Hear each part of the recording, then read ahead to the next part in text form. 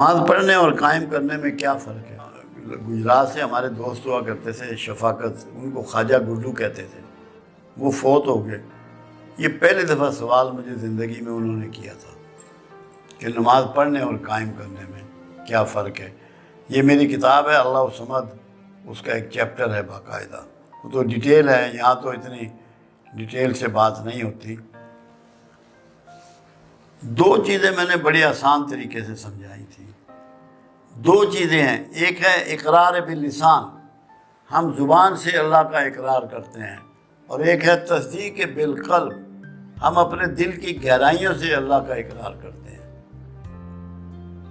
اس کی وضاحت سورہ حجرات میں اللہ نے کر دی۔ بدو یہ کہتے ہیں کہ ہم ایمان لے آئے، ان سے کہہ دو ایمان تو تمہارے سینوں میں بھی داخل ہی نہیں ہوا، تم اسلام لائے ہو، جب اعمال کرو گے تو اس میں سے کچھ بھی کم نہ کیا جائے گا۔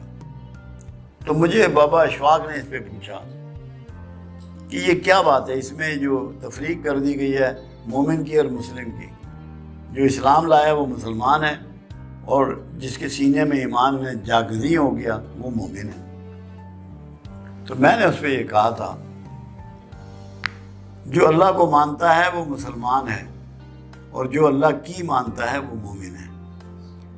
جو نماز پڑھ رہا ہے وہ مسلمان ہے، اور جو نماز قائم کر رہا ہے وہ مومن ہے۔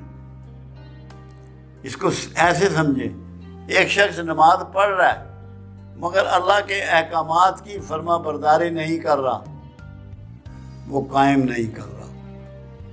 قائم اس کی ہو رہی ہے جو نماز پڑھنے کے ساتھ اللہ کی فرما برداری پر قائم ہے۔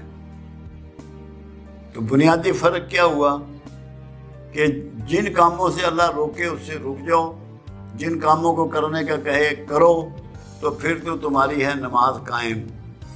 اور اگر تم نماز ادا کر رہے ہو مگر تم اللہ کی فرما برداری نہیں کر رہے، پرہیزگاری نہیں کر رہے، اس کے احکامات کی پابندی نہیں کر رہے، تو نماز پڑھ رہے ہو تمہاری قائم نہیں ہو۔